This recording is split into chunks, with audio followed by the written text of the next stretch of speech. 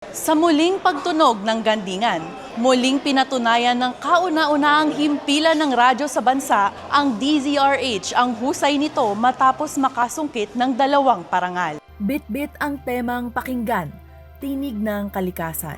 Para sa kanilang ika-20 taon, pinarangalan ng award-giving body ang mga pambansa, local at community-based organizations ng media, pati na ang mga mamamahayag na patuloy na kumikilos laban sa mga banta sa kapaligiran. Kabilang sa mga binigyang pagkilala ang special on Saturday anchor na si Cesar Chavez bilang Best AM Radio Program Host. Sabi kanina ni Director Mark Chico, ang gandingan ay hamon sa media para hindi lang nagdadala ng balita, kundi upang maging kasangkapan ng kaunlaran. Ang aking simpleng tugon, Sir, at sa UP Community Broadcasters Society, tuloy-tuloy niyo lang ang paghamon sa media upang higit na maging mapagbantay at makabuluhan ang programa ito.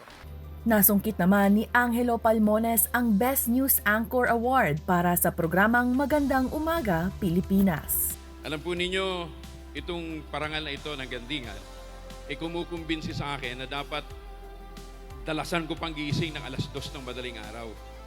With this, sana gigising kayo para kasama ko kayo tuwing umaga sa paghahatid ng mga makabuluhang balita. Ginanap ang 20th Gandingan Awards dito sa University of the Philippines, Los Baños. Ito si Mika Rasing mula sa DZRH Digital.